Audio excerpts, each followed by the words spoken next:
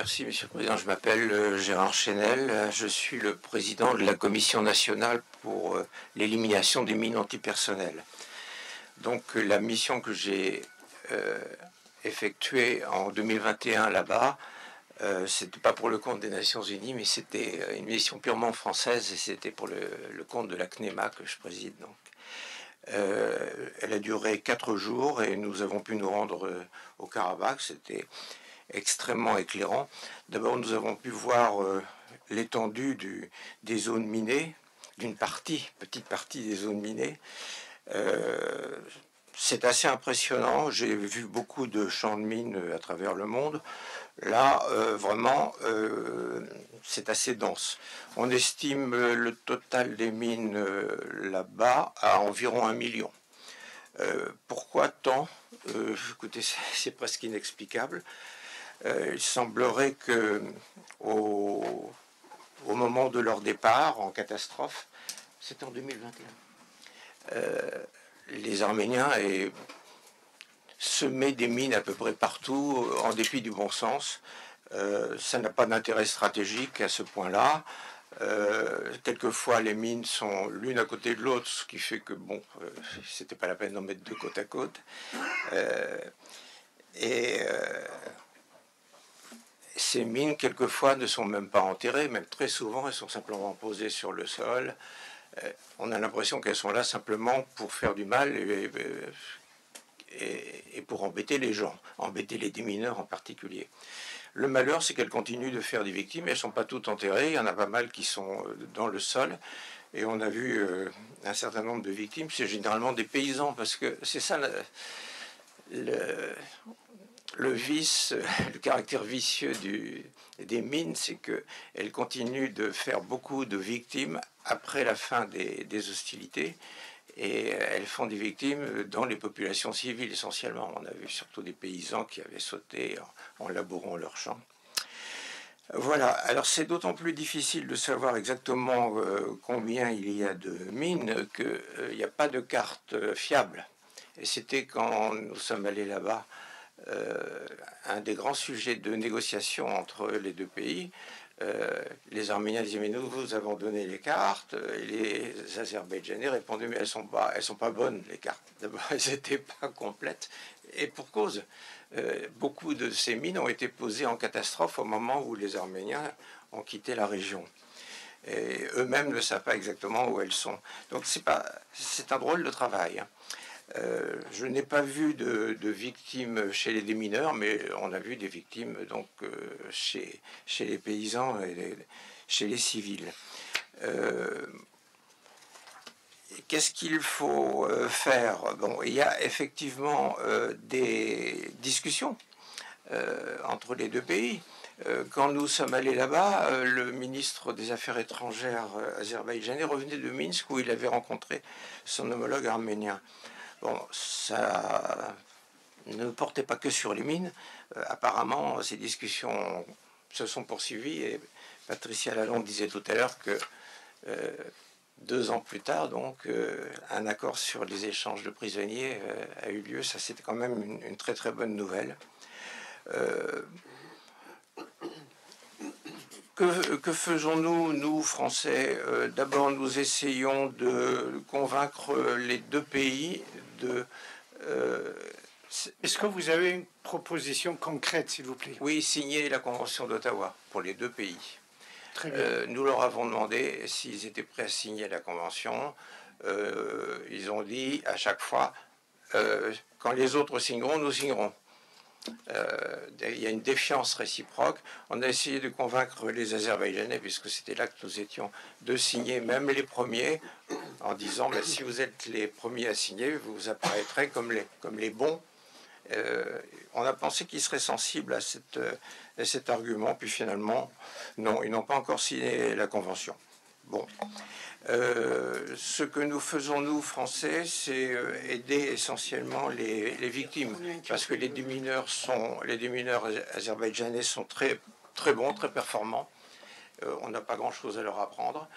Mais par contre, les prothèses ne sont pas toujours à la hauteur, et nous leur avons fourni l'an dernier pour 600 000 € de prothèses. C'est tout, j'ai fini. Merci beaucoup. Monsieur Calfeyan. Oui, je ne vais pas rentrer dans une présentation, juste faire quelques précisions. Vous êtes intervenant. La question. Non, mais c'est par rapport aux interventions. Vous avez cité l'acquisition d'infrastructures ou de sociétés arméniennes contre un franc symbolique. En réalité, la compensation se faisait par rapport à un prix du gaz privilégié. Voilà. Voilà. Concernant la présence militaire russe au Nagorno-Karabakh, donc il a été annoncé officiellement que la Russie resterait là-bas jusqu'en novembre 2025. Voilà. Et effectivement, aujourd'hui, objectivement, l'Azerbaïdjan peut très bien demander à la Russie de se retirer de ce territoire. Ça fait partie d'ailleurs de l'accord de cessez-le-feu du 9 novembre 2020.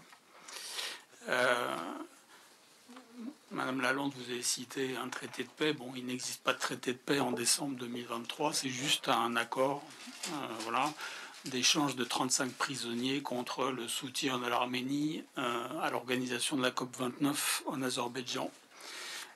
Il reste encore 20 prisonniers officiels, dont 8 prisonniers qui sont des prisonniers politiques, puisque ce sont les anciens dirigeants de cette république du Karabakh. Voilà, c'est tout. Merci beaucoup. C'est une question à Monsieur Dumont. Vous avez brossé donc les différentes étapes des relations entre l'Arménie et l'Azerbaïdjan.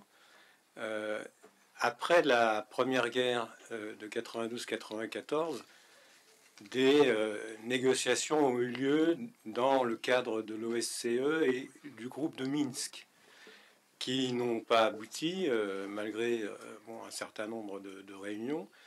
Sur quel point ces négociations ont-elles achoppé? Le problème, c'est qu'il y a un désaccord profond entre les deux pays. C'est-à-dire, c'est la question que j'ai posée au début. C'est-à-dire que les habitants du Haut-Karabakh, d'abord, ce qu'il faut comprendre, si vous voulez, c'est que, vu de loin comme ça, les habitants du Haut-Karabakh sont des Arméniens, point final. En réalité, oui, ce sont des Arméniens d'un point de vue ethnique, mais en fait, entre le Haut-Karabakh et l'Arménie, il y a des différences culturelles réelles que l'on voit par exemple en matière culinaire, c'est-à-dire ils ont vraiment une identité qui recouvre en partie celle des autres Arméniens, mais qui a aussi ses propres spécificités. Donc le problème, c'est que du côté du Haut-Karabakh, il n'y avait de possibilité de trouver une solution qu'à condition que l'Azerbaïdjan donne à ce territoire une large autonomie, ce qui n'était pas au programme de Bakou. Donc ceci ne permettait pas effectivement d'arriver à une situation. C'est un peu toute chose égale par ailleurs, si vous voulez, on pense au problème de la Crimée. Il faut quand même rappeler que la Crimée était une république soviétique indépendante pendant plusieurs décennies. Bon. Et qu'après, Moscou lui a enlevé son indépendance, enfin, Moscou, je dirais plus précisément Staline d'ailleurs. Voilà. Non, c'est Staline qui a retiré à la Crimée le statut de république soviétique autonome. Ensuite, c'est Khrouchtchev qui l'a donné. D'accord, mais on n'est pas du tout aux mêmes dates. Donc effectivement, si vous voulez, dans la mesure, pour arriver à un accord, il faut que chacun fasse des concessions. Évidemment, je n'ai pas tous les éléments, mais les discussions que j'ai pu avoir de chaque côté montrent qu'effectivement, il n'y avait pas la volonté de faire des concessions d'un côté. Donc, comme il n'y avait pas la volonté de faire des concessions d'un côté, il ne pouvait pas y avoir la volonté de faire des concessions de l'autre non plus. Ce qui est d'autant plus absurde que, effectivement, c'est un territoire qui, semble-t-il, d'après les informations qu'on a, qui possède quand même des richesses significatives. Et donc, il y a un potentiel économique qui pourrait être favorable, je dirais, à l'ensemble des habitants du territoire. Alors, il faut quand même faire attention, là, puisque vous avez parlé des 700 000 réfugiés. Bon, ça, c'est un chiffre qui est lancé en l'air. En ce qui concerne le seul chiffre de réfugiés dont on a la certitude, ce sont les réfugiés partis du Haut-Karabakh. Les réfugiés en Afghanistan, puisque là, on a le dernier recensement, et en Azerbaïdjan, pardon, on a le dernier recensement du temps de l'URSS. Alors, je n'ai pas le chiffre en tête, mais qui, en gros, vous disait que la nationalité azérie au Karabakh, c'était environ 20 000 à 25 000 personnes. Je n'ai pas le chiffre en tête. Donc ça, là, on est sûr que là, il y a eu, effectivement. Par contre, le jeu des réfugiés, deux autres flux de réfugiés, il n'y a pas de chiffre vraiment sérieux qui circule en la matière. Merci. Devant. Oui, merci beaucoup. C'est pour la réponse à la question de Frédéric concernant la concession entre les deux parties faisant la guerre, l'Arménie et l'Azerbaïdjan. Pourquoi le groupe de Minsk a échoué? Parce que les conditions de la part de l'Azerbaïdjan étaient que les Arméniens doivent libérer les territoires occupés hors de Haut-Karabakh, qui faisait 16% sur 20% occupés. Cette région, il y a des résolutions, 5 résolutions de Nations Unies pour la libération immédiate et inconditionnelle, parce que ce sont des territoires qui n'appartiennent pas au Haut-Karabakh, ce sont des territoires autour du Haut-Karabakh occupés par l'Arménie. Alors que les Arméniens, côté Arménie, voulaient avoir d'abord le statut pour le Haut-Karabakh et puis par la suite libérer ces territoires occupés autour de Haut-Karabakh. Sur ce sujet-là, on n'a pas trouvé la concession et c'est la raison pour laquelle le groupe de Minsk a échoué. En plus de ça, les institutions internationales, on le voit aujourd'hui, n'ont pas les moyens de pression, des moyens concrets pour mettre la pression sur les belligistes pour résoudre le problème. C'est-à-dire, le groupe de Minsk, c'était là pour résoudre le conflit par la voie de paix, qui n'a pas abouti, et naturellement, le conflit est résolu aujourd'hui par le moyen de la guerre. Ce que les membres du groupe de Minsk, qui étaient la France, les États-Unis et la Russie, n'ont pas pu jouer leur rôle de médiateur de paix. C'est la raison pour laquelle le groupe Minsk a échoué. C'est le cas de l'Ukraine aussi. En Ukraine aussi, c'était la même chose. Et juste concernant le sujet des réfugiés, c'est pas... Patricia Lalonde n'a pas dit un chiffre juste en l'air, parce que ce sont des chiffres 300 000 Azerbaïdjanais chassés de l'Arménie, plus 20%, 700 000, entre 700 et 800 000 personnes des Azerbaïdjanais quittaient les territoires occupés par l'Arménie. Je ne parle pas de Haut-Karabakh, je parle aussi de cette région autour de Haut-Karabakh. Et si on parle des réfugiés qui sont partis en Azerbaïdjan, il faut aussi parler des Arméniens qui sont partis en Arménie. Merci beaucoup de parler aussi des réfugiés azerbaïdjanais. En fait, moi, personnellement, en tant qu'histoire, évidemment, je reviendrai bien sûr. Il y a des réfugiés de l'Arménie. Moi, j'ai pas de chiffre précis. C'est logique. Quand en 1988, les Arméniens ont chassé 300 000 Azerbaïdjanais de leur territoire natal, la réponse c'est la même chose. Les Azerbaïdjanais ont chassé les Arméniens de leur territoire, de l'Azerbaïdjan. C'est-à-dire c'était des Arméniens de l'Azerbaïdjan. Et je répète ce que j'ai dit dans mon exposé, il n'y a pas de chiffres fiables. Ce sont des chiffres fiables, monsieur. Il suffit de lire le rapport des Nations Unies sur le sujet. Très bien, on a bien compris. Merci bien. Monsieur Réveillard. Oui, j'ai 2 petites questions rapides. Je ne comprends pas pourquoi Mme Lalonde dit qu'elle ne sait pas s'il y a un lien concret entre Israël et l'Azerbaïdjan, puisque le gouvernement azerbaïdjanais lui-même a remercié l'armée israélienne, non mais laissez-moi finir, et l'armée israélienne et le Mossad pour son aide et son intervention, que deuxièmement, le chiffre est tout à fait fixé de l'aide israélienne et des accords d'armement, automateurs, drones, missiles, etc., qui ont ah non, mais c'est sûr, et qui ont servi lors de l'opération au Karabakh. Donc c'est une question que je ne comprends pas pourquoi vous ne savez pas s'il y a un lien entre Israël et l'Azerbaïdjan. Attendez, c'est ma première question. Ma deuxième question concerne les représentants de surtout vous d'ailleurs, Monsieur le ministre. Ah pardon. Alors ancien ministre. Sur l'Union européenne, c'est très intéressant parce qu'en fait, est-ce que l'Union européenne est un facteur de stabilité, de sécurité en soi? Bon, on sait bien quels sont les avantages économiques, mais si ce n'est pas en fait, donc c'est une question un peu de, je dirais, un peu directe, qui n'est pas diplomatique, en fait, une porte d'entrée pour l'OTAN, puisqu'il était prévu que l'OTAN, il y a eu une demande qui a été faite pour l'Ukraine et effectivement votre pays il y a quelques années, donc dans les années 2010, et je crois que c'était bien avant, oui, c'était je crois que la réunion de Bucarest, et voilà, 2008, voilà, c'est ça. Et puis finalement, il y a eu des oppositions internes, et donc est-ce que le fait qu'elle à l'intérieur de l'OTAN, voilà.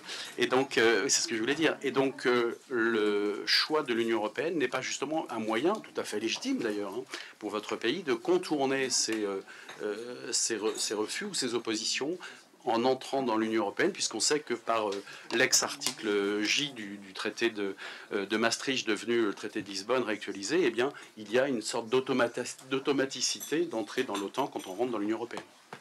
Voilà, c'est mes deux questions. Merci beaucoup. Il faut que je réponde, oui. Non, mais moi, ma réponse, c'est que on a dit qu'il y avait des bases militaires israéliennes proches de la frontière iranienne. J'ai lu ça dans beaucoup d'articles. Et il s'avère que les Azéris, quand on leur pose la question, les autorités azerbaïdjanaises, quand on leur pose la question, disent bah non, il n'y a pas de base militaire israélienne. Alors qu'il y ait des accords entre Israël et l'Azerbaïdjan, oui, mais ce que je veux dire, c'est que les Azerbaïdjanais font très attention avec leurs relations avec l'Iran de garder un statu quo entre les deux pays. Je vous remercie pour votre réponse, c'est beaucoup plus clair. Voilà, excusez-moi. Vous mettiez plutôt en doute les relations en général, les relations militaires en général. Non. Voilà. Merci beaucoup. Alors, je réponds rapidement. La question m'a été posée. Ok, vous répondez. Attendez 2 minutes, s'il vous plaît. Vous Voilà. répondez. Je vais faire très vite parce qu'on n'a pas beaucoup de temps, en plusieurs niveaux de réponse. D'abord, si mon opinion personnelle, c'est que même l'adhésion à l'OTAN de l'Ukraine et de la Géorgie, c'est pas une catastrophe. Au contraire, je pense que si ces deux pays avaient été membres de l'OTAN, on n'aurait pas eu de guerre ni en 2008 en Géorgie, ni en 2014 en Ukraine, ni en 2022 en Ukraine. Parce que l'OTAN, malgré tout, les Russes ne sont pas suffisamment fous pour attaquer un pays membre de l'OTAN. Après l'interrelation entre l'adhésion à l'Union européenne et ensuite à l'OTAN, vous avez un certain nombre de pays membres de l'Union européenne qui ne sont pas membres de l'OTAN. Tout le monde le sait, il y en a 5 ou 6, et il n'y a pas d'automatisme. Encore une fois, les votes à l'OTAN se font à l'unanimité, et la leçon de 2008, c'était que même si les États-Unis et quelques autres pays, notamment de l'Europe centrale et orientale, voulaient que la Géorgie obtienne le Membership Action Plan, il y a eu quand même l'opposition de la France et de l'Allemagne, entre autres, pour que ces pays n'obtiennent pas ça, en pensant qu'ils allaient sauver la paix. Et on a eu la guerre quelques mois après. Donc, je pense qu'il y a suffisamment de distinction entre les deux dossiers, et les mêmes pays peuvent voter de façon différente, parce qu'il faut l'unanimité aussi pour l'adhésion à l'OTAN comme à l'adhésion à l'Union européenne. Donc, à mon avis, il n'y a pas cet automatisme. Certes, l'adhésion à l'Union européenne augmente. Peut-être que l'Union européenne n'est pas faite pour donner de la sécurité, mais ça augmente quand même la dissuasion pour la Russie. Attaquer un pays membre de l'Union européenne, c'est quand même pas la même chose que d'attaquer un pays qui n'est pas membre de l'Union européenne. Sinon, oui, ça ne protège pas. Merci bien. Madame Garawari. Je vous remercie, Monsieur le Président. Je vais être assez brève, mais je vais quand même apporter une précision. C'est dommage, Monsieur Dumont est parti. Il a oublié de préciser que rien que le mot Karabakh est un mot turc. Allah, ça veut dire noir, et Bor, ça veut dire forêt. Alors, Il y a déjà ça. Bon, il y a beaucoup de faits avec lesquels je ne suis pas tout à fait d'accord. Mais le problème, c'est qu'avec la fin des conflits idéologiques, n'a auguré rien de bon. Alors, on a assisté à la complexification des conflits, loin de se simplifier. Et le problème, c'est que la neutralité, de toute façon, il n'existe pas. Bertrand Badi a eu raison d'écrire un nouveau livre en parlant de la subjectivité. Alors ici, pour les États, il est normal, rien qu'à voir ce qui s'est passé dans le conflit palestino-israélien, même les États arabes se taisent, et c'est leur intérêt personnel qui prime. Mais là, on avait une certaine neutralité en adoptant des valeurs et le droit international. Et les grandes puissances, maintenant, ne respectent plus ce qui devait jouer le rôle de neutralité. Et même vis-à-vis de la France, au regard de l'Azerbaïdjan, il faut reconnaître qu'il y a des lobbies, donc c'est des intérêts qui priment. Et le lobby arménien étant plus important. Donc on va pencher de ce côté. Alors moi je pense que pour la recherche surtout, autant que faire se peut, il faut faire primer la recherche des intéressés. Essayer d'avoir un minimum de neutralité, et ce qui est très difficile, mais je pense que on a de moins en moins cette recherche qui essayait d'avoir plus d'objectivité, entre guillemets. Je vous remercie. Merci bien. Le micro.